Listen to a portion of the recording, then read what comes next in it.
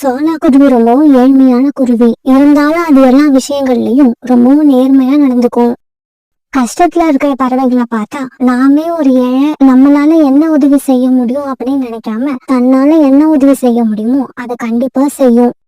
இத்தனைக்கும் சோனா குருவி ஒரு பெரிய பணக்கார வீட்டு வேலை தான் பார்த்துக்கிட்டு இருந்தது. அதே காட்டுலதான் காலுக்காகவும் குருக்காகவும் வாழ்ந்து வந்தாங்க. இவங்களை பத்தி உங்களுக்கு சொல்லவே தேவையில்லை, ஏன்னா ஏற்கனவே உங்களுக்கு இவங்களை பத்தி நல்லாவே தெரியும். காலுஜி, வயிற்று பசிக்குது. வீட்டுல சமைக்கிறதுக்கு எந்த பொருளும் இல்ல. சீக்கிரமா போய் புறாவோட கடையில 1/4 கிலோ ரவாவும் 1/4 லிட்டர் எண்ணெயும் வாங்கிக்கிட்டு வாங்க. கிச்சடி செஞ்சு சாப்பிடுவோம். கோரி, புறாவுக்கு கொடுக்க வேண்டிய பணத்தை 2 மாசமா கொடுக்கல. அப்புறம் எப்படி இப்ப போய் கடன் கேட்க முடியும்? இப்ப நான் போய் கடன் கேட்டேன்னா புறா என்ன கிச்சடி போட்டுடும். காலுஜி, அப்படின்னா என்னோட பசிய போக்க என்னதான் வழி? கோரி, நேத்துதான் ஒரு சின்ன குழந்தை கையில வச்சிருந்த 100 ரூபாயை கஷ்டப்பட்டு பிடுங்கி எடுத்துக்கிட்டு வந்த. அதை அதுக்குள்ள செலவு பண்ணிட்டியா? காலுஜி, இப்ப விக்கிற விலைவாசில தினமும் 100 ரூபாய் எடுத்துக்கிட்டு வந்தா பத்தாது, 1000 ரூபாய் கொண்டு வரணும். இவங்க இப்படி பேசிக்கிட்டு இருக்கப்ப சோனா குருவி தான் வேலை பாக்குற வீட்டுல இருந்து சம்பளத்தை வாங்கிட்டு தன்னோட வீட்டை நோக்கி பறந்து போச்சு. சோனா குருவி இப்படி வீட்டுக்கு பறந்து போறத காலுக்காக ஜன்னல் வழியா பாத்துடுச்சு. கோரி, சோனா குருவி சம்பளம் வாங்கிக்கிட்டு வீட்டுக்கு போகுது, வா அதுகிட்ட போய் கடன் கேட்டு பாப்போம். அதுகிட்ட நான் வாங்கின கடனை 3 மாசமா கொடுக்கவே இல்ல. அப்புறம் எப்படி மறுபடியும் அது கடன் கொடுக்கும்? கோரி, சோனா குருவி ரொம்பவும் இறக்க சுபாவம் உள்ளது. நாம கண்ணீர் விட்டு அழுதா கண்டிப்பா கொடுக்கும். இப்படி பேசிக்கிட்ட காங்கள் 2 பேரும் பிறகு சோனா குருவி பின்னாலேயே பறந்து போனாங்க. இப்படி பறந்து போனவங்க ஒரு இடத்துல சோனா குருவியை வழி மறிச்சு நிப்பாட்டினாங்க. எதுக்காக என்ன நிறுத்துனீங்க? சோனா, வேற ஒண்ணும் இல்ல. எங்க வீட்டுல சமைக்கிறதுக்கு மளிகை சாமான் எதுவுமே இல்ல. எதுவுமே இல்லைன்னா அதுக்கு நான் என்ன பண்ண முடியும்? ஏதாவது வேலைக்கு போங்க, சம்பாதிங்க. அப்பதான் நமக்கு தேவைப்பட்டதை நம்மளால வாங்கிக்க முடியும். சோனா, நாங்க ரொம்ப ஏழ்மையான குடும்பம், எங்களுக்கு ஏதாவது உதவி செஞ்சுட்டு போ. வேலைக்கு போகாம சோம்பேறித்தனமா வீட்லயும் உட்கார்ந்துருந்தா ஏழையா தான் இருக்க முடியும். என்ன சோனா இப்படி பேசுற? எங்க மேல உனக்கு இரக்கமே வரலையா? தினமும் வேலைக்கு போய் சம்பாரிச்சும் ஏழையா இருக்கிறவங்க, இல்லனா உடல்நிலை சரியில்லாம இருக்கிறவங்க, இந்த மாதிரி உள்ளவங்களை பார்த்தாதான் எனக்கு இறக்கம் வரும். உங்களை மாதிரி சோம்பேறிங்களை பார்த்தா எரிச்சல் தான் வருது. இங்க பாரு சோனா, நீ ரொம்ப அதிகமா பேசுற. நான் சொல்ல வந்ததை சுருக்கமா சொல்லிடுறேன், கேட்டுக்க. நீ இப்பதானே சம்பளம் வாங்கிக்கிட்டு வர. எங்களுக்கு ஒரு 200 ரூபாய் பணம் கொடுத்துட்டு போ. அடுத்த மாசம் இந்த பணத்தை வாங்கிக்கலாம். 200ன்னு இல்ல, உங்களை மாதிரி சோம்பேறிங்களுக்கு நான் 2 ரூபாய் கூட கொடுக்க மாட்டேன். நீங்க முதல்ல ஏற்கனவே வாங்கின பணத்தை கொடுக்க பாருங்க. இப்படி சோனா குருவி அங்க இருந்து கோபத்தோட பறந்து போயிடுச்சு. காங்கள் கேட்ட பணத்தை கொடுக்காம சோனா குருவி பறந்து போனதால காங்கள் இப்ப கோபமா இருந்தாங்க. காலுஜி, என்னமோ சொன்னீங்க, சோனாவுக்கு ரொம்ப இறக்க குணம், நம்ம கேட்ட உடனே பணத்தை தூக்கி கொடுக்கும்னு. இப்படி ஒரு அவமானத்தை நான் சந்திச்சதே இல்ல. அப்ப நான் மட்டும் என்ன தினமும் இந்த மாதிரி அவமானப்படுறேன்னு சொல்ல வரியா? இங்க பாரு கோரி, நம்மள அவமானப்படுத்தின அந்த சோனா குருவிக்கு நல்ல பாடம் கத்து கொடுக்கணும். காலுஜி, உங்களுக்கு கோவப்படுறதுக்கு மட்டும்தான் தெரியும். மத்தபடி அந்த சோனா குருவியை உங்களால பழி வாங்கவே முடியாது. கோரி, இப்படி எல்லாம் பேசின சோனா மேல உள்ள கோவத்தை அப்புறம் உன் மேல காமிச்சிருவேன். நீ வேணா பாத்துக்கிட்டே இரு. இன்னும் 2 நாள்ல அந்த சோனா குருவிய படாத பாடுபடுத்தி காட்டுறேன். மறுநாள் பொழுது விடிஞ்சிச்சு. மறுநாள் காலையில காலுக்காக வீட்டு விட்டு வெளியில பறந்து போச்சு. காலுக்காகத்தோட மனசு பூரா சோனா குருவி கிட்ட பட்ட அவமானம் தான் நிறைஞ்சிருந்தது. அதனால சோனா குருவியை எப்படி பழிவாங்கலான்னு யோசிச்சுக்கிட்டே பறந்து போச்சு. இப்படி பறந்து போன காலுக்காக ஒரு கூட்டுல ஒரு முட்டை மட்டும் தனியா இருக்கிறத பார்த்துட்டு அங்க போய் உட்கார்ந்தது. இது ரீட்டா கிளியோட கூடு. இந்த கூட்டுல உள்ள முட்டைய கொண்டு போய் சோனா குருவியோட வீட்டுல ஒளிச்சு வச்சுட்டா அந்த முட்டைய திருடின பழி சோனா குருவி மேல விடும். சோனா குருவி அந்த அவமானம் தாங்காம தன்னோட பொண்ணை கூட்டிக்கிட்டு இந்த காட்டை விட்டே ஓடி போயிடும். இப்படி நினைச்ச காலுக்காக பிறகு முட்டையை தூக்கிட்டு சோனா குருவி வீட்டுக்கு பறந்து போச்சு. இப்படி போன காலுக்காகவும் ஒரு மரத்துக்கு பின்னால ஒளிஞ்சிருந்து சோனா குருவியை கண்காணிக்க ஆரம்பிச்சது. பிறகு கொஞ்ச நேரம் கழிச்சு சோனா குருவியும் அது பொண்ணு பியூட்டியும் அருவிக்கரைக்கு தண்ணி குடிக்க போக காலுக்காக அந்த முட்டையை தூக்கிட்டு சோனா குருவி வீட்டுக்குள்ள பறந்து போச்சு. இப்படி போன காலுக்காகவும் ரீட்டா கிளியோட முட்டைய சோனா குருவியோட கூட்டுக்குள்ள ஒளிச்சு வச்சிடுச்சு. பிறகு காலுக்காக அங்க இருந்து பறந்து போயிடுச்சு. வீட்டுக்கு போன காலுக்காகவும் நடந்தது எல்லாத்தையும் கோரிக்காகத்துக்கிட்ட சொல்லுச்சு. கோரி, நான் நினைச்சபடியே அந்த சோனா குருவியை பழி வாங்கிட்டேன். இன்னும் கொஞ்ச நாள்ல நம்ம காட்டோட அரசர் சோனா குருவியை அடி அடின்னு அடிச்சு இந்த காட்டை விட்டே வெளியே அனுப்பிடுவாரு. நம்மள பகைச்சுக்கிட்டா என்ன ஆகுங்கிறத அந்த சோனா குருவி நல்லா புரிஞ்சுக்கணும். அதுதான் என்னோட ஆசை. முட்டைய காணோம், என்னோட முட்டைய காணோம். ரொம்ப நாளா நம்ம காட்டுல முட்டை திருட்டு போகாம இருந்தது. மறுபடியும் யாரோ முட்டைய திருட ஆரம்பிச்சுட்டாங்க. இதை இப்படியே விடக்கூடாது. பருந்து மகாராஜா கிட்ட போய் இப்பவே கம்ப்ளைண்ட் பண்ண போறேன். இப்படி சொன்ன ரீட்டா கிளி உடனே பருந்து மகாராஜா அரண்மனையை நோக்கி பறந்து போச்சு. மகாராஜா, இப்ப கொஞ்ச நாளா நம்ம காட்டுல முட்டை திருட்டு போறதே கிடையாது. அத நினைச்சு நாங்க எல்லாம் ரொம்ப சந்தோஷப்பட்டோம். ஆனா இன்னைக்கு என்னோட முட்டை திருட்டு போயிடுச்சு. அந்த முட்டையை யார் திருடிட்டு போனாங்கன்னு நீங்க தான் கண்டுபிடிச்சு சொல்லணும். ரீட்டா, நீ கவலைப்படாத. உன்னோட முட்டைய திருடுனது யாரா இருந்தாலும் அவங்களுக்கு கடுமையான தண்டனை கிடைக்கும். வீரர்களே, இப்பவே போங்க. ரீட்டா கிளியோட முட்டைய திருடுனவங்களை பத்தியோ இல்ல ரீட்டா கிளி முட்டைய பத்தியோ தகவல் சொல்றவங்களுக்கு தகுந்த சன்மானம் கொடுக்கப்படும்னு காடு பூரா சொல்லிட்டு வாங்க. உடனே ஆண்ட வீரர்கள் அந்த காடு பூரா போய் அந்த தகவலை சொல்ல ஆரம்பிச்சாங்க. கேளுங்க பறவைகளே, கேளுங்க. இந்த காட்டுல வாழ்ந்து வர ரீட்டா கிளியோட முட்டை திருடு போயிடுச்சு. இந்த முட்டையை திருடின திருடர்களை பத்தி முக்கியமான தகவல் சொல்றவங்களுக்கு மகாராஜா இனாம் கொடுக்க போறதா அறிவிச்சிருக்காரு. திருடனை பத்தின தகவலை சொல்லுங்க, மகாராஜா கொடுக்க போற வெகுமதியாளுங்க. காலுஜி, காலுஜி, காலுஜி, சீக்கிரமா எழுந்திருங்க. கொடுக்கிற தெய்வம் கூரிய பிச்சுக்கிட்டு கொடுக்க போகுது. கோரி, என்ன சொல்ற? காலுஜி, நம்ம சோனா குருவியை இந்த காட்டை விட்டு விரட்டி விடதான் நினைச்சோம். ஆனா பாருங்க, இப்ப சோனா குருவியும் இந்த காட்டை விட்டு போக போகுது. மகாராஜா கொடுக்கிற வெகுமதியும் நமக்கு வந்து சேர போகுது. இப்படி சொன்ன கோரிக்காகவும் பிறகு ஆண்ட வீரர்கள் சொன்ன எல்லா விஷயத்தையும் காலுக்காகத்துக்கிட்ட சொல்லுச்சு. அப்படியா? அதுக்கப்புறம் ஏன் இங்க இருக்கிறோம்? சீக்கிரமா கிளம்பு, அரண்மனைக்கு இப்பவே போவோம். காகங்களே, நீங்க சொல்றதெல்லாம் உண்மையா? ரீட்டா கிளியோட முட்டைய திருடிக்கிட்டு போனது சோனா குருவியா? பருந்து மகாராஜா, நடந்தது எல்லாத்தையும் நானும் என்னோட மனைவியும் கண்ணால பார்த்தோம். ரீட்டா கிளியோட கூட்டுல இருந்த முட்டைய அந்த சோனா குருவி தான் தூக்கிக்கிட்டு போச்சு. மகாராஜா, ஒருவேளை உங்களுக்கு எங்களோட பேச்சுல நம்பிக்கை இல்லைன்னா அந்த சோனா குருவியோட வீட்டுல உங்க வீரர்களை விட்டு தேடி பார்க்க சொல்லுங்க. அந்த சோனா குருவி மேல நான் ரொம்ப நல்ல அபிப்பிராயம் வச்சிருந்தேன். இருந்தாலும் நீங்க சொல்றதையும் என்னால நம்பாம இருக்க முடியல. அதனால அந்த சோனா குருவி வீட்டுல நானே வந்து சோதனை போடுறேன். இப்படி சொன்ன பரணி மகாராஜா தன்னுடைய வீரர்களோட சோனா குருவி வீட்டுக்கு வந்தாரு. மகாராஜா, நீங்க என்னோட வீட்டுக்கு வர்றது எனக்கு ஏற்கனவே தெரிஞ்சிருந்தா உங்களுக்கு நான் சாப்பாடு ரெடி பண்ணியிருப்பேன். மகாராஜாவுக்கு நீ ஒண்ணும் சாப்பாடு ரெடி பண்ண வேண்டாம். நம்ம காட்டுல இருக்கிற ஜெயில்ல உனக்காக களி ரெடி ஆயிட்டு இருக்கு. சோனா, நீயும் உன்னோட குழந்தைகளும் இந்த வீட்டை விட்டு வெளியில போய் நில்லுங்க. இந்த வீட்டை என்னோட வீரர்கள் சோதனை போட போறாங்க. சோனா குருவிக்கு என்ன நடக்குதுன்னே தெரியல. இருந்தாலும் மகாராஜாவோட வார்த்தைக்கு மதிப்பு கொடுத்துதானே ஆகணும். உடனே சோனா குருவியும் அந்த பொண்ணு வீட்டை விட்டு வெளியில போனாங்க. ஆந்த வீரர்கள் சோனா குருவியோட வீட்டை சோதனை பண்ண ஆரம்பிச்சாங்க. வீரர்களே, எதுக்காக கண்ட இடத்துல தேடி நேரத்தை வீணாக்குறீங்க? இந்த 2 கூட்டையும் முதல்ல செக் பண்ணி பாருங்க. அதுக்கப்புறம் மத்த இடங்களை பாத்துக்கலாம். பிறகு ஆந்த வீரர்கள் சோனா குருவியோட கூட்ட சோதனை போட்டு அதுல இருந்த முட்டையை வெளியில எடுத்துட்டாங்க. பிறகு எல்லாரும் வீட்டுக்கு வெளியில நிக்கிற சோனா குருவி கிட்ட போய் சோனா குருவி வீட்டுக்குள்ள முட்டை கிடைச்ச விஷயத்த சொன்னாங்க.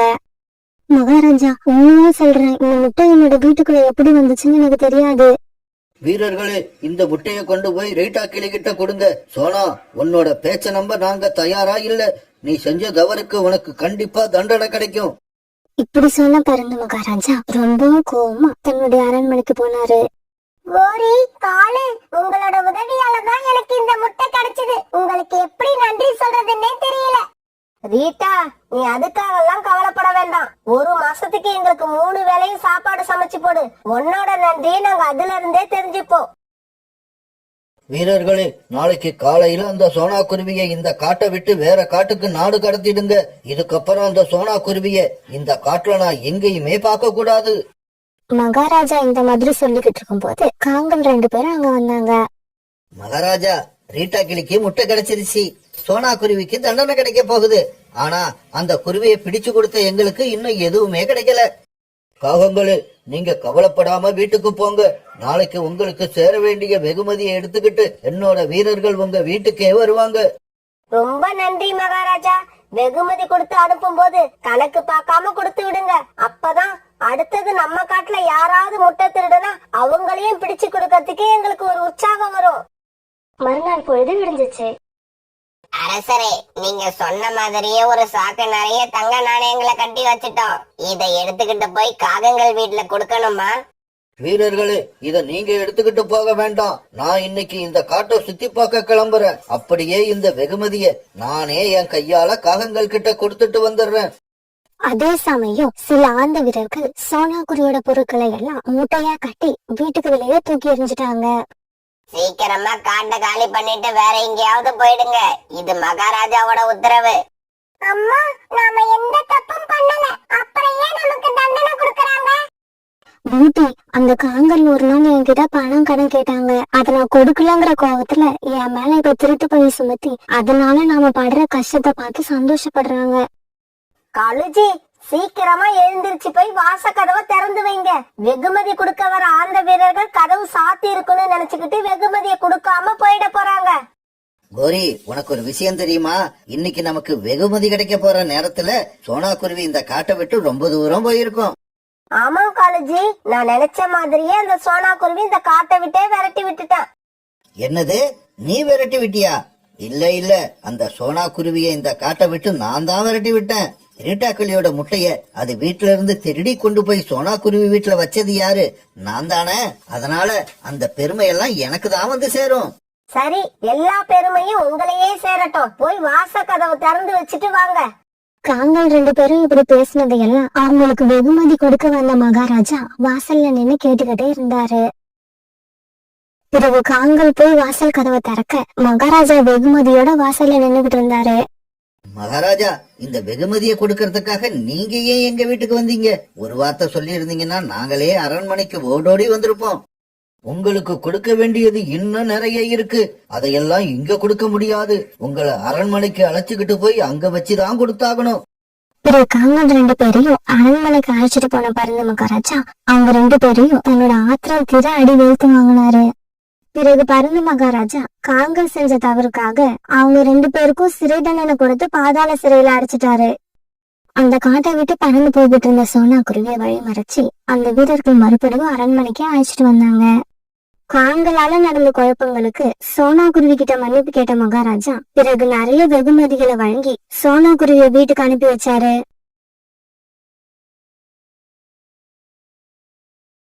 மேற்கு தொடர்ச்சி மலைக்கு பக்கத்துல இருந்த ஒரு அடர்த்தியான சுந்தரவன காடு அது. அந்த காட்டுல நிறைய பறவைகளும் விலங்குகளும் ஒத்துமையா வாழ்ந்து வந்தாங்க.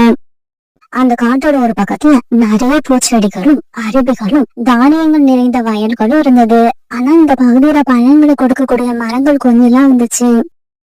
அதே சமயம் அந்த காட்டுல கடைசி பகுதியில இருந்து மலைக்கு அந்த பக்கம் இருந்த காட்டுல நிறைய பழமரங்கள் இருந்துச்சு. இருந்தாலும் அந்த பழமரங்களுக்கு பக்கத்துல இருந்த ஒரு குகையில ஒரு கழுகு வாழ்ந்து வந்ததால இந்த காட்டுல வாழ்ந்த பறவைகள் யாரும் அந்த பக்கம் போறதே கிடையாது. இந்த தானியங்களை சாப்பிட்டு சாப்பிட்டு எனக்கு நாக்கு செத்து போச்சு. இன்னைக்கு எப்படியாவது மலைக்கு அந்த பக்கம் உள்ள காட்டுக்கு போய் அங்க உள்ள பழங்களை சாப்பிட்டே ஆகணும். காலு, பழங்களை சாப்பிட ஆசைப்பட்டு மலைக்கு அந்த பக்கம் போயிடாத. அந்த கழுகு கண்ணுல மாட்டினா அப்புறம் நீ உயிரோட திரும்பி வர முடியாது. ரோனி, உங்களை மாதிரி இந்த தானியங்களை சாப்பிட்டு உயிர் வாழ்றதை விட நல்ல பழத்தை சாப்பிட்டுட்டு அந்த கழுகு கிட்ட மாட்டி இன்னைக்கே உயிரை விட்டுடலாம். இப்படி சொன்ன காலுக்காகவும் பிறகு மலைப்பகுதியை நோக்கி பறந்து போச்சு. இந்த மாதிரி பறந்து போன காலுக்காகவும் அந்த மலையை தாண்டி அந்த பக்கம் போயிடுச்சு. மலைக்கு அந்த பக்கத்துல நிறைய பழமரங்கள் இருந்துச்சு. எல்லா மரங்கள்லயும் பழங்கள் காய்ச்சி தொங்கிக்கிட்டு இருந்தது. உடனே காலுக்காக நேரத்தை வீணாக்காம ஒரு மாமரத்துல உட்கார்ந்து ஒரு மாம்பழத்தை சாப்பிட ஆரம்பிச்சது. காலுக்காக அந்த மரத்துல போய் உட்கார்ந்ததும் சின்ன சின்ன குருவிகள் எல்லாம் பயந்து போய் வேற பக்கத்தை நோக்கி பறந்து போக ஆரம்பிச்சாங்க. இப்படி சிட்டுக்குருவிகள் பறந்து போறது குகைக்குள்ள உட்கார்ந்து இருந்த கழுகு பாத்துக்கிட்டே இருந்துச்சு. இப்படி நினைச்ச கழுகு உடனே குகையை விட்டு வெளியில வந்து பழமரங்களோட பகுதியை நோக்கி பறந்து வந்துச்சு.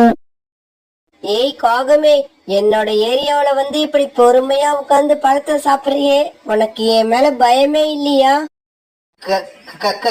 கழுகக்கா, எனக்கு உங்க மேல நிறைய பயம் இருக்கு. இருந்தாலும் இன்னைக்கு உங்க மேல உள்ள பயத்தை விட இந்த பழங்களை சாப்பிடணுங்கிற ஆசை அதிகமாயிடுச்சு. அதனாலதான் இங்க வந்தேன்.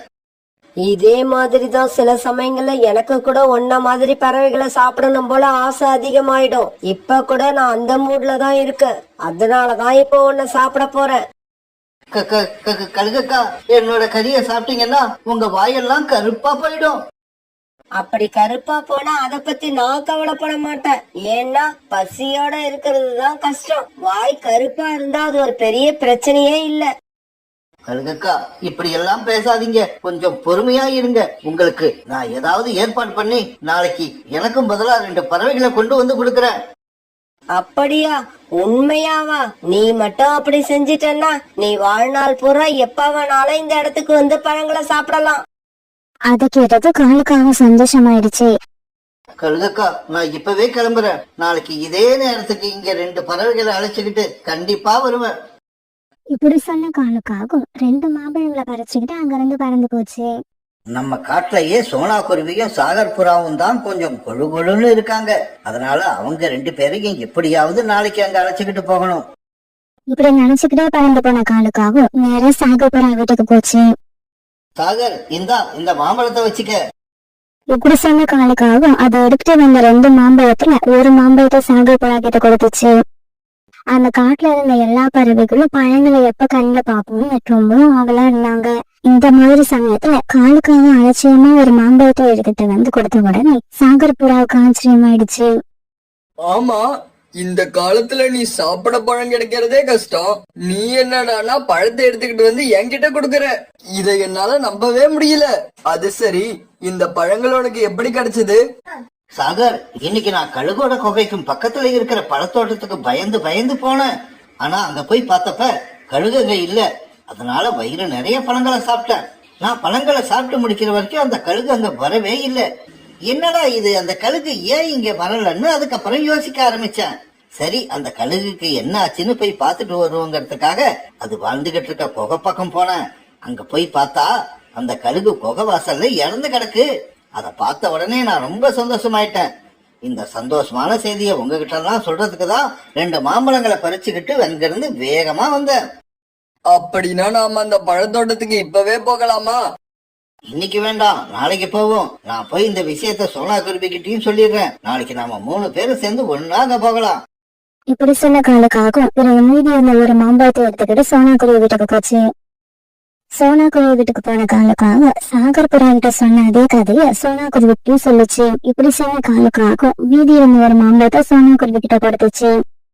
சோனா, நாளைக்கு காலையில நாம அங்க போகணும், மறந்துடாத. நாளை காலையில பொழுது விடுறப்ப நானும் சாகரனாவும் எங்க வீட்டு வாசல்ல இருப்போம். பிறகு தன்னுடைய வீட்டுக்கு வந்த காலுக்காகவும் ரொம்பவும் சந்தோஷமா இருந்துச்சு. நாளைக்கு இந்த ஆபரேஷன் மட்டும் சக்சஸா நடத்தி முடிச்சிட்டா வாழ்நாள் பூரா நமக்கு உணவை பத்தின கவலையே இல்ல. இப்படி முடிச்ச காலுக்காகவும் பிறகு தன்னுடைய கூட்டுல படுத்து தூங்க ஆரம்பிச்சது. மறுநாள் பொழுது விடிஞ்சிச்சு. பொழுது விடிஞ்சும் தன்னோட வீட்டு கதவு யாரோ தட்ட சத்த கேட்ட காலுக்காகவும் கண் வச்சு எழுந்திரிச்சு உட்கார்ந்தது. கழுகக்காவுக்கு இரையாகிறதுல இந்த பறவைகளுக்கு எவ்வளவு சந்தோஷம். சொன்ன மாதிரியே காலையில எழுந்திருச்சு வந்துட்டாங்க. இப்படி நினைச்ச காலுக்காகவும் கதவை திறந்துகிட்டு வெளியே போச்சு. வெளியில போன காலுக்காகவும் ஆச்சரியமாயிடுச்சு. ஏன்னா காலுக்காகத்தோட வீட்டுக்கு சாகர் புறாவும் சோனா குருவியும் மட்டும் வரல, அவங்க கூட ரீட்டா கிளியும் ரோனி குருவியும் வந்திருந்தாங்க. நான் நம்ம காட்டுல இருந்து 2 பறவைகளை அழைச்சிக்கிட்டு போறதே பெரிய விஷயம்னு நினைச்சுக்கிட்டு இருந்தேன். இப்ப என்னடான்னா 4 பேர் வந்திருக்காங்க. கழுகக்காவுக்கு எங்கேயோ மச்சம் இருக்குன்னு நினைக்கிறேன். ஆமா, என்ன இது, வந்த எல்லாரும் வெறுங்கையோட வந்திருக்கீங்க. பழங்களை சாப்பிட்டா மட்டும் போதுமா? வீட்டுக்கு பறிச்சு எடுத்துக்கிட்டு வர வேண்டாமா? போங்க போங்க, நீங்க எல்லாம் வீட்டுக்கு போய் கூட எடுத்துக்கிட்டு நம்ம காட்டுல உள்ள பெரிய மரத்துக்கு கீழே வந்துருங்க. நானும் அங்க வந்துடுறேன். காலுக்காக இப்படி சொன்னதும் எல்லா பறவைகளும் அங்கிருந்து பறந்து போனாங்க. நீங்க எல்லாம் கூட எடுத்துக்கிட்டு வந்தாதான் உங்களை எல்லாம் அந்த கழுகு சாப்பிட்டதுக்கு அப்புறம் நீங்க எடுத்துக்கிட்டு வந்த கூட நிறைய பழங்களை பறிச்சு நான் வீட்டுக்கு எடுத்துக்கிட்டு வர முடியும். நண்பர்களே, இந்த காலுக்காக சொல்றதெல்லாம் உண்மையா இருக்குமா? எனக்கு என்னவோ உண்மைதான் தோணுது. அது கழுகு வசிக்கிற குகைக்கு பக்கத்துல உள்ள அந்த பழந்தோட்டத்துக்கு போகலன்னா அதால எப்படி மாம்பழம் எடுத்துட்டு வர முடியும்? ஆமா ஆமா, சோனா சொல்றது சரிதான். அந்த கழுகு இறந்துதான் போயிருக்கணும். அந்த கழுகு இறந்தே போயிருக்கட்டும், இருந்தாலும் நாம எல்லாம் முன்ஜாக்கிரதையா இருக்கிறது அவசியம். சாகரண்ணா, அதுக்காக இப்ப என்ன பண்ணலாம்னு சொல்றீங்க? நீங்க எல்லாரும் நான் சொல்றபடி செஞ்சீங்கன்னா ஒருவேளை அந்த கழுகு உயிரோட இருந்தா கூட நாம தப்பிச்சிடலாம். இப்படி சொன்ன சாகர் புறா தன்னோட திட்டத்தை தன்னோட நண்பர்கள் கிட்ட சொல்லுச்சு. பிறகு கொஞ்ச நேரத்துல எல்லா பறவைகளும் அந்த காட்டுல இருந்த பெரிய மரத்துக்கு அடியில ஒன்னா சேர்ந்தாங்க.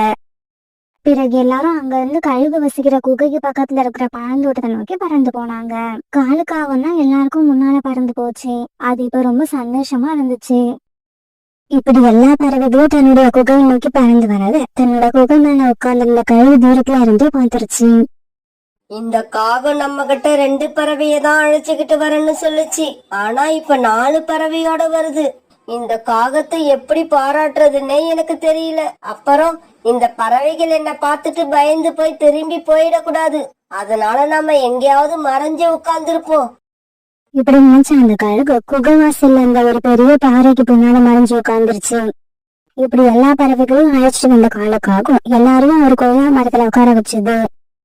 நீங்க எல்லாரும் இந்த மரத்துல உள்ள கொய்யா பழங்களை சாப்பிட்டுக்கிட்டு இருங்க, நான் போய் கொஞ்சம் தண்ணி குடிச்சிட்டு வந்துடுறேன். இப்படி சொன்ன காலுக்காகும் அங்க இருந்து கழுகாவை பாக்குறதுக்காக பறந்து போச்சு. இந்த காகம் நடந்துக்கிற விதத்தை பார்த்தா என்னோட சந்தேகம் அதிகமாகிக்கிட்டே போகுது. சாகர், எது எப்படி இருந்தா என்ன, நீ சொன்ன மாதிரியே நாங்க எல்லா முன்னேற்பாட்டோட தான் வந்திருக்கோம். அதனால இப்ப எந்த கவலையும் இல்லாம இந்த கொய்யா பழங்களை சாப்பிடுவோம். ரீட்டா இப்படி சொன்ன உடனே எல்லா பறவைகளும் அந்த மரத்துல இருந்த கொய்யா பழங்களை சாப்பிட ஆரம்பிச்சாங்க. காலுக்காக குகை வாசலுக்கு போனதும் மறைஞ்சிருந்த காலுக்கா வெளியில வந்துச்சு. கழுகக்கா கழுகக்கா, நான் உங்களுக்காக 2 பறவைகளை இல்ல 4 பறவைகளை அழைச்சிக்கிட்டு வந்திருக்கேன். நீங்க சீக்கிரமா போய் அவங்கள கோழி குஞ்சு அமுக்குற மாதிரி அமுக்குங்க, நான் பின்னாலேயே வரேன். காலுக்காக இப்படி சொன்ன உடனே கழுகக்கா பறவைகள் உட்கார்ந்திருந்த மரத்தை நோக்கி பறந்து போச்சு. பிறகு கொஞ்ச நேரத்துல என்ன கழுகாக்காவும் காலுக்காகவும் பறவைகள் உட்கார்ந்து அந்த கொய்யா மரத்துக்கு போய் சேர்ந்துட்டாங்க. கழுகக்கா, நான் அழைச்சிக்கிட்டு வந்த பறவைகள் இவங்க தான். நீங்க இறந்து போயிட்டீங்கன்னு நான் இவங்க கிட்ட போய் சொன்னேன். நான் சொன்னதை நம்பி இந்த முட்டாள் பறவைகள் ஏன் பின்னாலேயே இங்க வந்துட்டாங்க. இங்க பாருங்க, எல்லாரும் அப்படியே உட்காருங்க. யாரும் இங்க இருந்து தப்பிக்க முயற்சி பண்ணாதீங்க. அப்படி முயற்சி பண்ணனீங்கன்னா முதல்ல யாரு பறக்க ஆரம்பிக்கிறீங்களோ அவங்கள விடவே மாட்டேன். திடீர்னு கழுகு இப்படி வந்து சொன்ன உடனே எல்லா பறவைகளும் அதிர்ச்சி ஆயிட்டாங்க. அப்படியே உட்கார்ந்துருந்தாங்க. என்ன வேடிக்கை பார்த்துக்கிட்டு இருக்கீங்க? போய் எல்லாரையும் ஒரே அமுக்குங்க. காலுக்காக இப்படி சொன்னதும் கழுகாக்கா மெதுவா பறவைகள் உட்கார்ந்து இந்த பக்கம் நகர்ந்து போச்சு. உடனே சுதாரிச்சுக்கிட்ட எல்லா பறவைகளும் அவங்க கூடைக்குள்ள வச்சிருந்த மிளகாத்தூளை தூக்கி கழுகாக்காவோட கண்களை நோக்கி விட்டெறிஞ்சாங்க. ஐயோ ஐயோ, எரியுதே, என்ன காப்பாத்துங்க, என்ன காப்பாத்துங்க. இப்படி நடக்கும்னு எதிர்பார்க்காத காலுக்காகும் என்ன பண்றதுன்னு தெரியாம ரொம்பவும் டென்ஷன்ல இந்த பக்கமும் அந்த பக்கமும் திரும்பி பாத்துக்கிட்டு இருந்தது. சீக்கிரமா எல்லாரும் இங்க இருந்து கிளம்புங்க, நாம வந்த வேலை முடிஞ்சிருச்சு. காலு, நீ சொன்ன மாதிரியே நாங்க எங்க வேலையை முடிச்சிட்டோம். இதுக்கப்புறம் அந்த கழுகை கொல்ல வேண்டியது உன்னோட வேலை. புறா இப்படி சொன்ன உடனே எல்லா பறவைகளும் அங்க இருந்து பறந்து போனாங்க. ஏய் புறா, போற போக்குல ஏன் இப்படி பொய் சொல்லிட்டு போற? ஏய் காகமே, புறா சொல்றது பொய் இல்ல. இப்ப நீ பேசுற பாரு, இதுதான் பொய். கழுகக்கா இப்படி சொன்ன உடனே பயந்து போன காலுக்காகும் அங்க இருந்து பறந்து போக ஆரம்பிச்சது. ஏய் காகமே, நீ எங்க போனாலும் உன்னை விட மாட்டேன். என்னோட வாய் கருப்பா போனாலும் பரவாயில்ல, இன்னைக்கு உன்னை கொன்னு தின்னே ஆகணும். இப்படி சொன்ன கழுகக்கா காலுக்காகத்தை வரட்டுக்கிட்டே பறந்து போச்சு. நாம கழுகாக்காவுக்கு நல்லது நினைச்சோம், அதுவும் நடக்கல. மற்ற பறவைகளுக்கு கெட்டது நினைச்சோம், அதுவும் நடக்கல. இப்படி எதுவுமே நடக்கலன்னா நாம என்னதான் பண்றது? இப்படி யோசிச்சுக்கிட்டே காலுக்காக அந்த காட்டை விட்டு வேற காட்டை நோக்கி பறந்து போய்கிட்டு இருந்துச்சு.